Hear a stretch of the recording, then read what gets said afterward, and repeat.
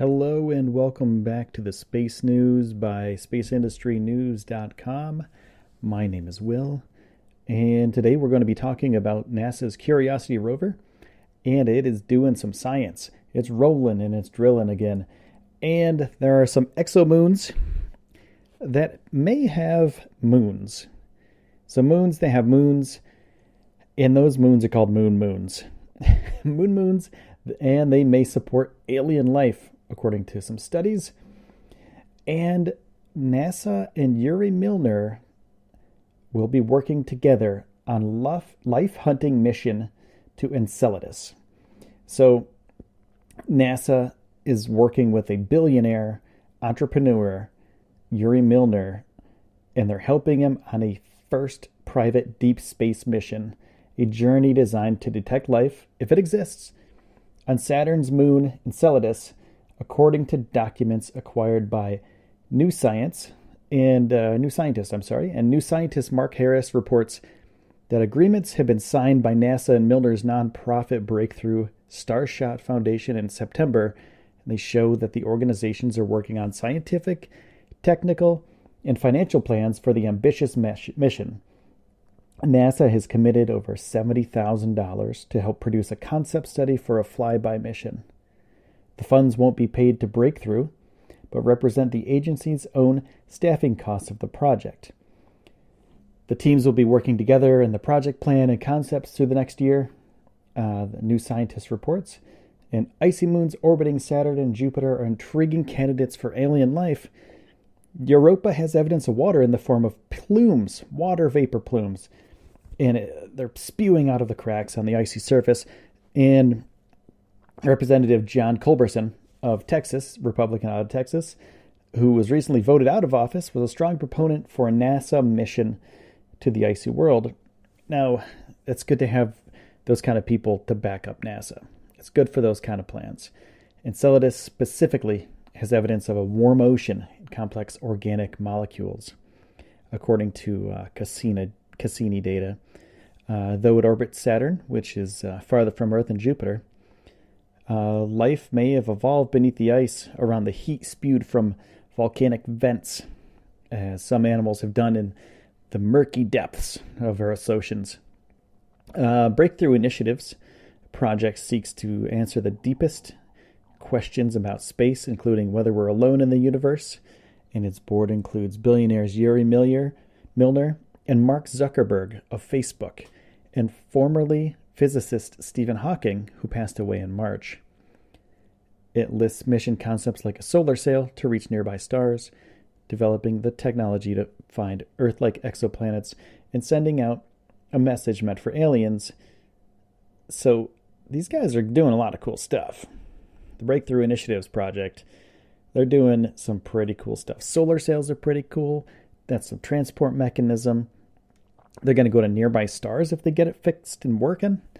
And they're going to develop technology to find Earth-like exoplanets and send messages meant for aliens. So that's pretty cool stuff, man.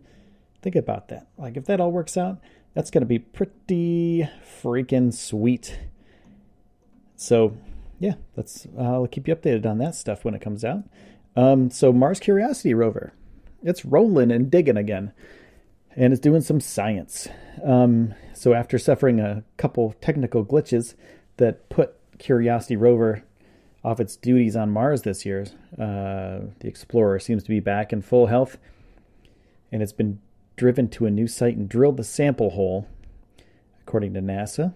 And that hole is its 18th successful drilling assignment, and it targeted a type of rock geologists with the mission have been eyeing for more than a month, but it failed to successfully drill at a previous site. So now it's up and running, it's moving, it's shaking, and it's drilling. So the drill has been out of commission between late 2016 and this May as engineers have addressed a problem with the instrument, but it's back and it's drilling cool stuff. So Curiosity is now analyzing the powder from these new drilling spots and should tell scientists more about the rock of the site.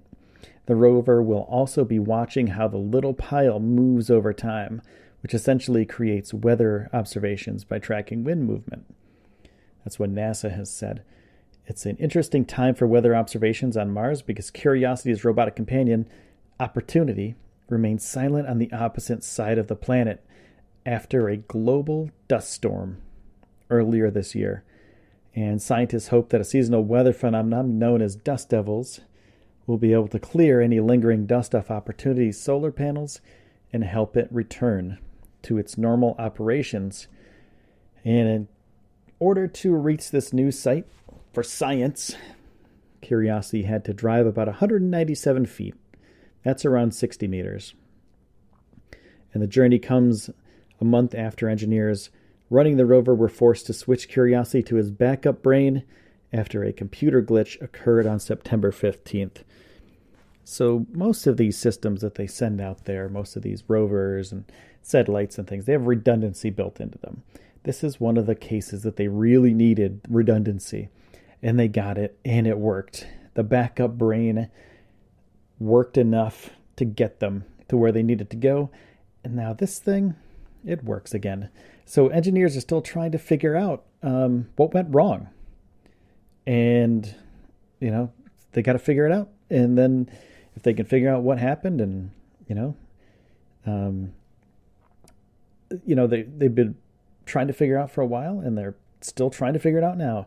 And although the rover doesn't need both of those computers to operate at once, they do want to repair the problem and switch back because the offline computer has more memory in it. Also, if they get both of the computers working, if something were to go wrong with one of them, they can always switch it to the other one. Like right now, they're running on one. They're running on one brain. If this brain goes out, that's it. This little guy is, he's toast. So, you got some problems to fix, but it's up and running, it's working, and we're good to go for now, which is really freaking cool.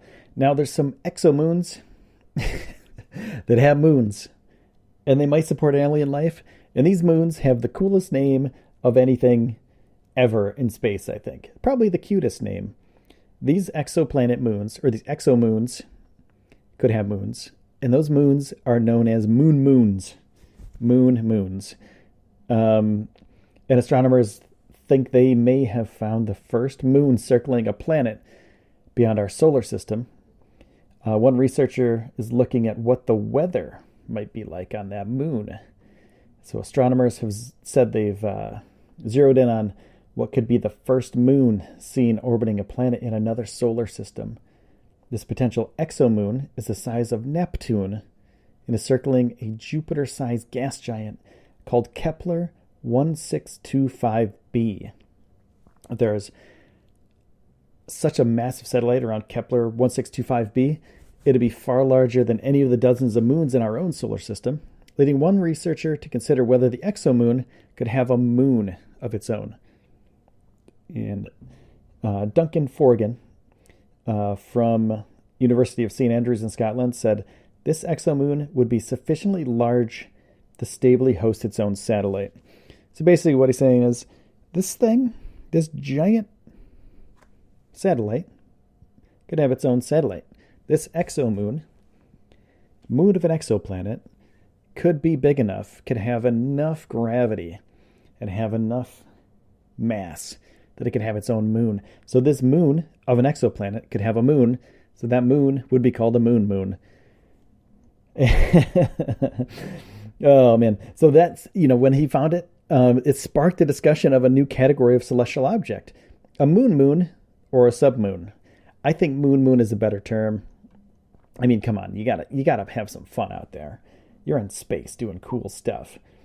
So Forgan modeled the climate of such a hypothetical moon and found that if one exists in a Kepler 1625 system, it might even be livable with temperatures on the surface ranging between 44 and 152 degrees Fahrenheit.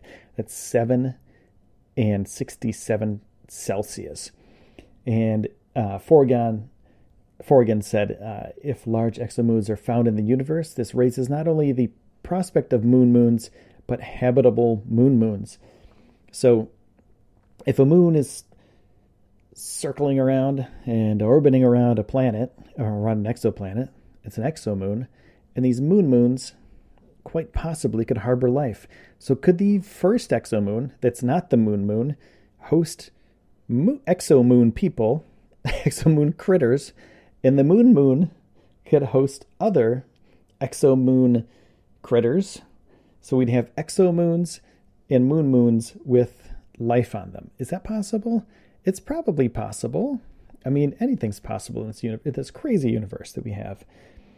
So, so this temperature range of Forgan's model finds for the hypothetical moon, it could require some pretty strong air conditioning to keep humans comfortable during the hottest times. But if they do some more studies, do some more analytics, and do some more modeling, the hottest times are going to be really hot. But it's a very preliminary estimate right now of what the moon climate might be like. So if they do more modeling and they figure out, hey, maybe this is habitable. Maybe it's good enough for us to go to, good enough for us to shoot something at and shoot a satellite out there. It's going to be really far away. But, I mean, is it worth it to send something out there? Because this Exomoons moon, the moon, might possibly harbor life. Of course, it's easier to send something closer to one of our moons of one of our planets in our solar system. But eventually, I mean, we're going to be able to go out to Kepler 1625b.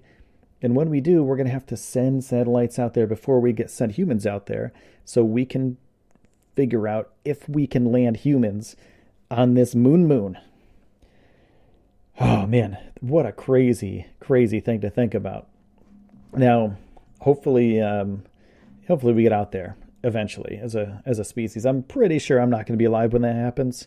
I'm pretty sure anybody who's listening to this podcast is probably not going to be alive unless we break through some crazy science in the next 10, 15 years. But it's possible. Anything's possible, like I said before. So this Neptune-sized moon has a moon, and hopefully someday I'll see all y'all there, and we all hang out and we have a little meetup on this moon. How freaking cool would that be? So I'm going to wrap it up for today. It's pretty late here. It's about midnight. Just wanted to get one of these pods out here for you guys. So I want to say thank you for everybody that's been supporting the pod, everybody that's been donating. You can find the link in our description of where to donate. And you can also, the best thing you can do to support the pod is to give us star rating on Apple iTunes or any of the podcast platforms that you listen to. Give us a rating and give us a comment. That stuff really helps. Tell your friends, share it, whatever. Post on your blog or Twitter or wherever you want to post it. That stuff helps a ton. We're getting more and more listens every day. This thing is growing thanks to you guys. So this is all your fault. Basically, this is all you guys. And I just do these things for fun. So I appreciate you guys and all your help. And I will bid you a fair night. And always enjoy yourself. Keep looking up, as Neil deGrasse Tyson would say. And good night, everybody. Signing off for the Space News. This is Will, and I will see you next time.